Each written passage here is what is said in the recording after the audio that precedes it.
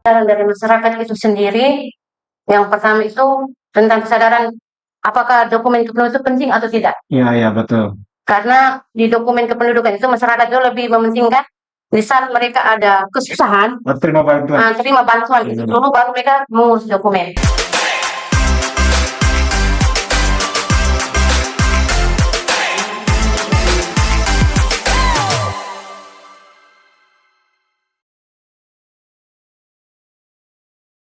Assalamualaikum warahmatullahi wabarakatuh. Salam sejahtera untuk kita sekalian.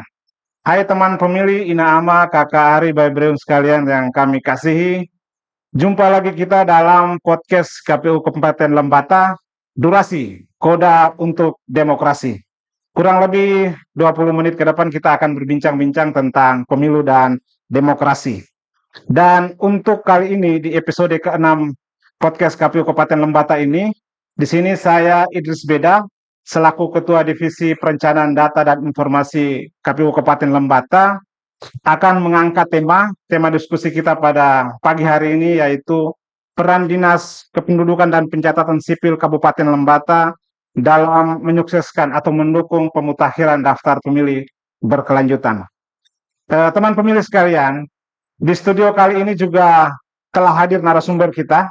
Narasumber kita ini tidak asing lagi untuk KPU Kabupaten Lembata. Beliau ini sering hadir dalam kegiatan-kegiatan KPU Kabupaten Lembata. Langsung saja narasumber kita Ibu Kristina Tiro Eskom, atau biasa kita sapa dengan Ibu Kristin atau Ibu Kris.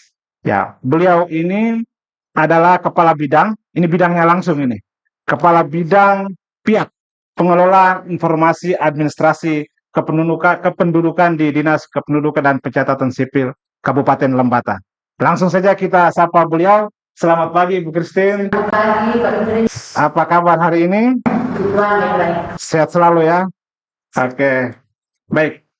Ibu Kristin dan teman pemilih sekalian, perlu kami informasikan bahwa saat ini kami di KPU Kabupaten Lembata itu tengah melakukan satu kegiatan yang namanya pemutakhiran daftar pemilih berkelanjutan. Yang kita lakukan atau mutakhirkan itu setiap bulan. Kemudian kita rekapitulasi per triwulan. Dan saat ini kita sudah lakukan sampai pada triwulan ketiga. Yang mana sumber data yang kita gunakan itu adalah sumber data dari Kemendagri, yang sebelumnya dari Dinas Kependudukan setempat, yang dikirim ke Kemendagri, kemudian disampaikan kepada KPU, dan diturunkan kepada KPU Kabupaten Lembata untuk disinkronkan dengan DPT pemilu terakhir. Oleh karena itu hari ini kita dengan narasumber dari Dinas Kependudukan dan Pencatatan Sipil, kita akan berdiskusi, berbincang, berbagi pengalaman tentang pemilu dan demokrasi, tentang data-data kependudukan dan data pemilih. Untuk itu, tapi sebelum kita masuk ke diskusi-diskusi Ibu Kristin, ini saya coba flashback kembali dulu. Flashback kembali ke pengalaman mungkin dari segi Dinas Kependudukan dalam mengelola data-data kependudukan di tahun sebelumnya dalam mendukung data pemilih pada pemilu dan pemilihan tahun 2024 kemarin atau pemilih sebelumnya, kira-kira apakah ada kendala atau tantangan yang dialami oleh Dukcapil pada saat mengelola data kependudukan untuk mendukung pemutakhiran data pemilih tersebut? Saya persilakan. Terima kasih kesempatan yang diberikan. Selamat pagi Pak Idris. Selamat pagi. Saya berterima kasih karena diberi kesempatan untuk ikut podcast ini. Tapi izinkan saya Kabit Pia untuk membagi informasi. Membagi kegiatan-kegiatan apa yang kami lakukan selama kegiatan pemilu ini. Sebenarnya ini kewenangannya Bapak Kadis, Kepala Dinas. Oh, iya, tapi betul. diberi kewenangan untuk saya, maka saya ingin menjelaskan beberapa kendala atau hal-hal yang perlu yang saya sampaikan.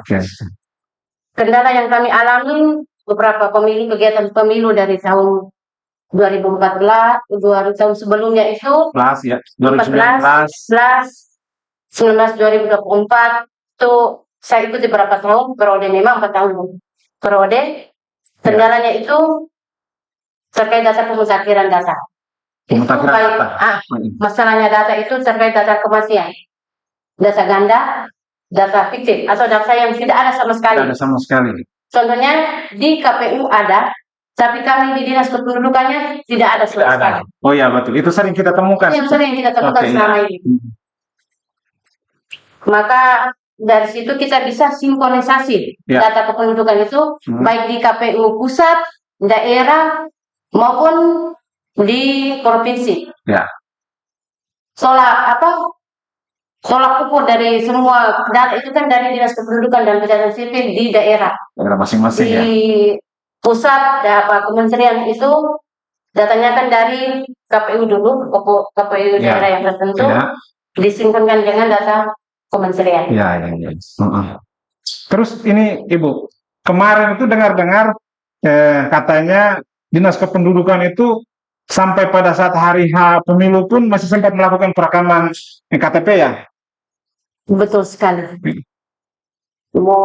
Di 4 periode itu juga sama. Di tanggal 28 November itu kami melakukan di saat hari libur, itu juga kami tetap lakukan.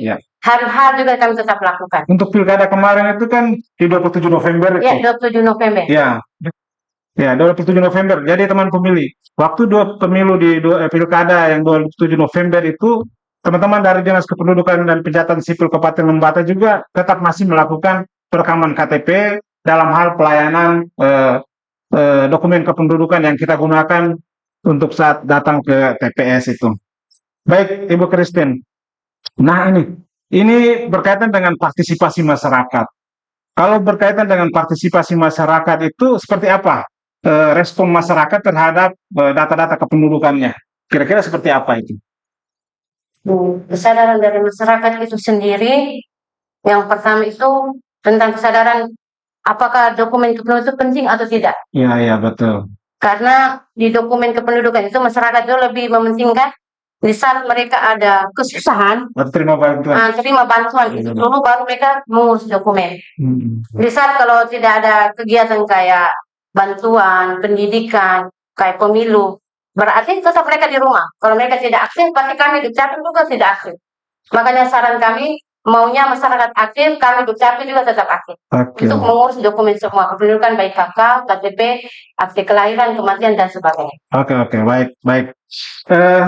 Ibu Christine, ini kalau dari data yang kami peroleh di KPU Kabupaten Lembata, kalau kita berbicara tentang level undang-undang, itu kan mewajibkan seorang pemilih, walaupun sudah terdata di dalam DPT, kalau pada saat hari H datang ke TPS itu harus membawa KTP.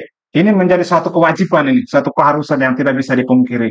Nah, ini kira-kira apakah masih ada penduduk Lembata yang wajib KTP, tetapi belum melakukan perekaman KTP?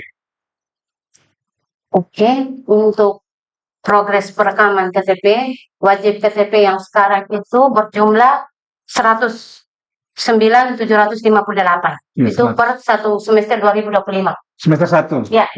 Yang sudah lakukan perekaman. KTP pemula yang mulai dari 1 Januari sampai 31 Desember 2025 itu sebanyak 3.176. Oh iya, masih banyak. Dari Januari sampai semester 3, 30 September itu kami sudah melakukan perekaman itu sebanyak 1.773 yang sudah melakukan perekaman.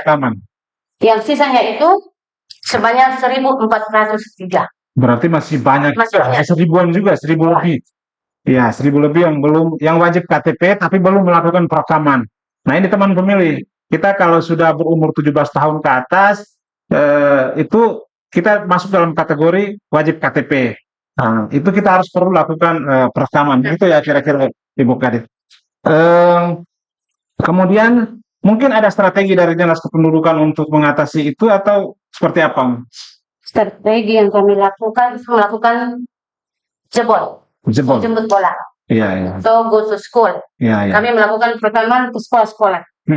Apa yang sekarang kami sedang lakukan ini melakukan perekaman di sekolah. Di sekolah-sekolah. Jadi masih mengutamakan bagi pemilih-pemilih yang pemilih pemula. Oh iya. Saat ini sedang dilakukan di sekolah-sekolah ya.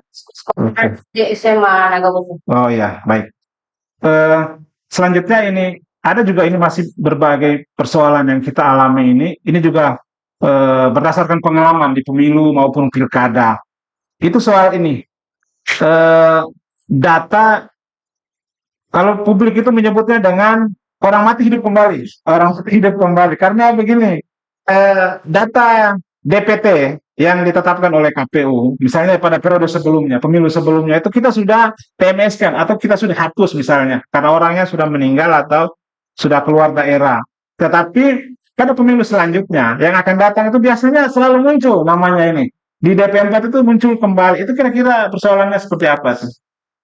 Oke, itu persoalannya klasik setiap tahun. Terus tentang data kematian. Iya. Data kematian memang dari KPU itu kan mengambil surat keterangan. Kematian saja. Surat keterangan Iya, kematian. betul. Kalau itu kan data di Sidali. Iya, di Sidali. Iya, betul. Kalau dihilangkan itu kan langsung di Sidali. Iya, betul. Kalau tidak diteruskan ke Dukcapil dan Iya, kami iya. tidak melakukan proses akte kematian, berarti Penerbitan akta kematian. mau setiap tahun tetap datanya tetap ada. Oh iya. Tapi setelah Bapak Ibu mereka dari desa mengambil surat keterangan, Iya. itu harus didistribusi lagi ke Dukcapil. Oh iya. Untuk Iya. kami melakukan penghapusan berupa kita proses akte kematian. Akte kematian. Berarti setiap pemilih yang misalnya kita sudah hapus dari DPT atau dari aplikasi kita Sidali, Iya. itu kalau kami itu hanya menggunakan surat keterangan kematian. Mungkin dari surat keterangan kematian itu yang perlu kita teruskan ke Dukcapil. Dukcapil untuk diterbitkan akte kematian. Betul sekali. Oke. Ini juga penting juga teman pemilih karena berkaitan dengan data diri kita itu masih tetap akan terdata selagi walaupun orangnya itu sudah meninggal. Selagi belum diterbitkan akte kematian, ya belum diterbitkan akte kematian, maka tetap terdata gitu. Oh ya, jadi ini memang persoalan klasiknya seperti itu ya. Oke. Baik. Selanjutnya ini berkaitan dengan data pemilih berkelanjutan ini, kami per periode Mei kemarin itu kan ada dapat data turunan dari KPU. Yang sebelumnya dari data Kemendagri ini. Iya. Itu data turunan DP4 itu kami temukan ada di semester 1 itu pemilih yang berpotensi ganda.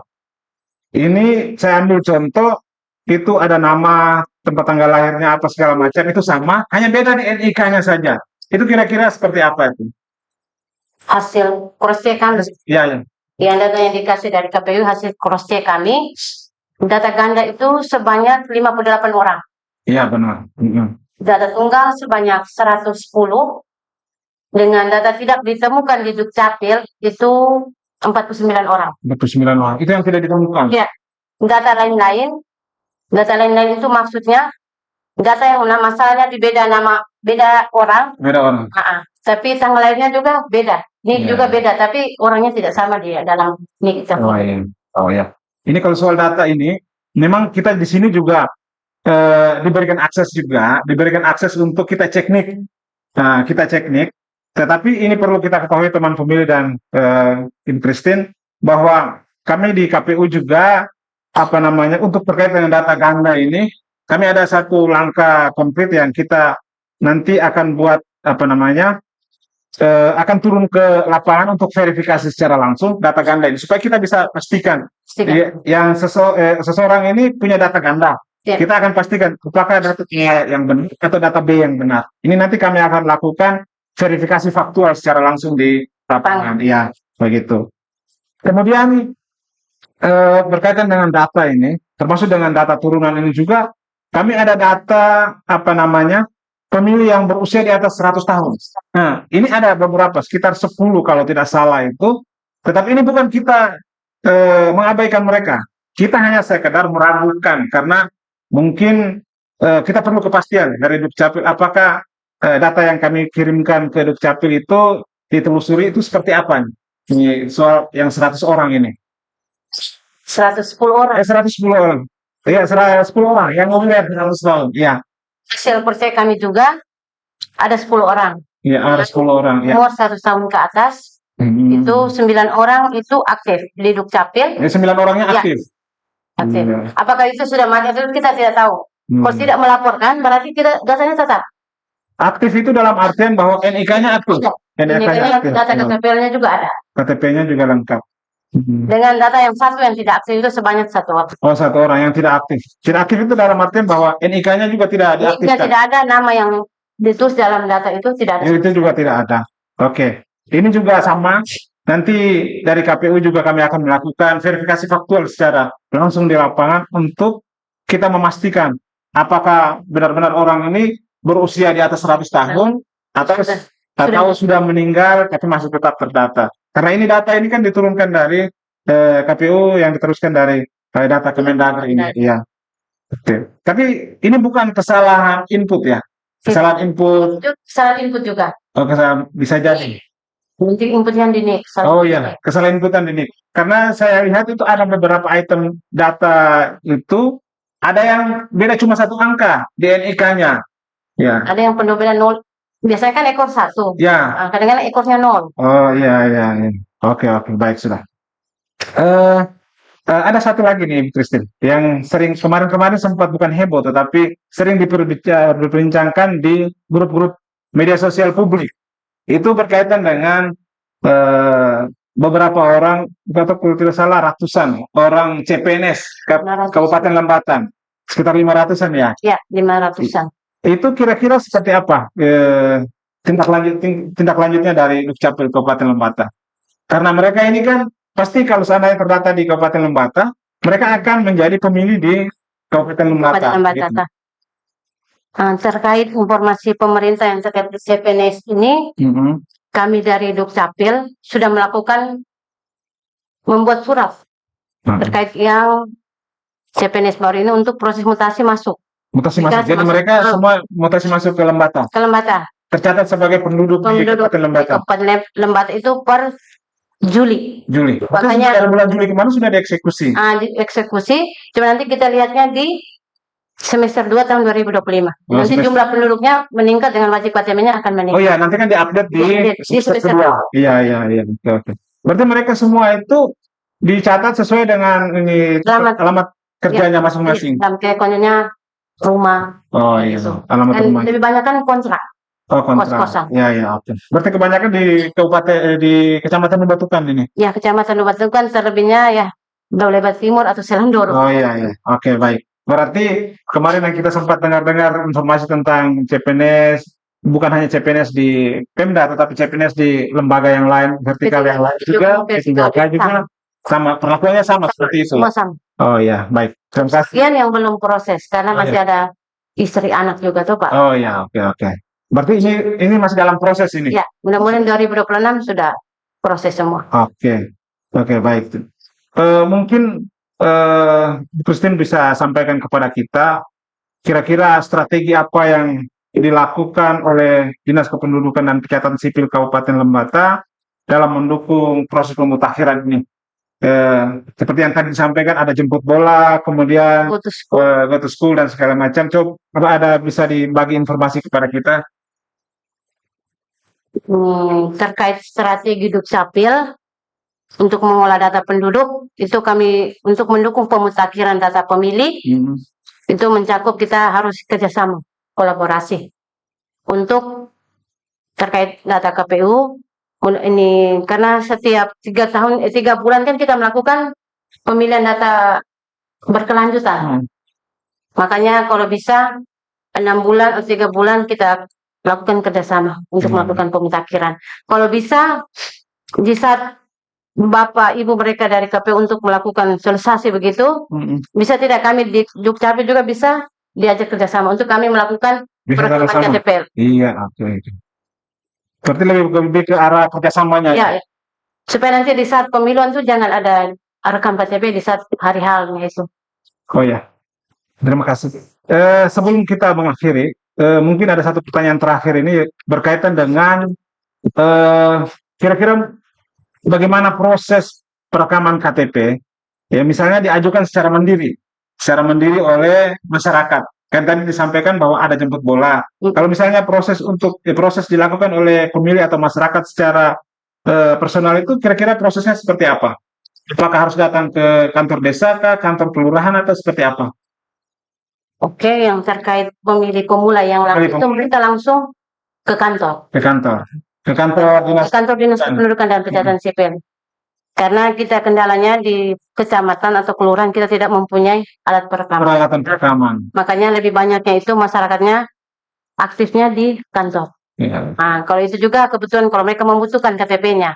Ya. Kalau di saat mereka tidak membutuhkan, oke. Di saat mereka sudah di luar atau sakit di rumah sakit, baru kita melakukan perekamannya di rumah sakit. Itu yang kami sudah. Di saat besok mau permisi tapi mau meninggal juga tetap kami lakukan perekaman di rumah sakit ataupun di rumah. Oke, baik.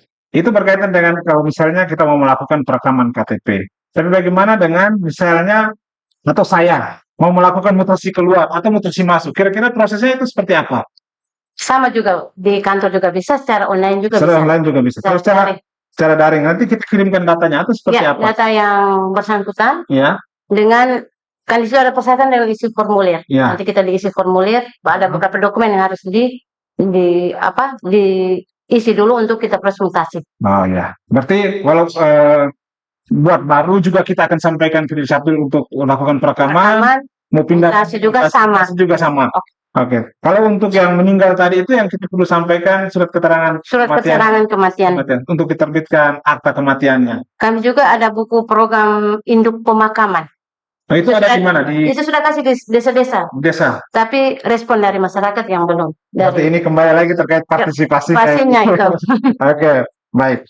Tapi ini akan menjadi PR kita bersama. Ya. Ya, karena kami juga membutuhkan data yang valid dari Dinas Kependudukan, dan dari Dinas Kependudukan juga pasti tidak mau menerbitkan data yang bukan sembarang data. Ya. Pasti Kami harus ada berdasarkan laporan dan data yang benar-benar valid, begitu ya.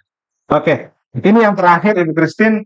Mungkin ada sedikit ada closing statement dari Ibu Kabid, mungkin berupa ajakan atau pesan kepada masyarakat atau publik yang sekarang sedang menonton ini, misalnya mengurus akta atau KTP atau pindah penduduk atau ganti KTP fisik hilang atau seperti apa, atau harapannya seperti apa, saya persilakan.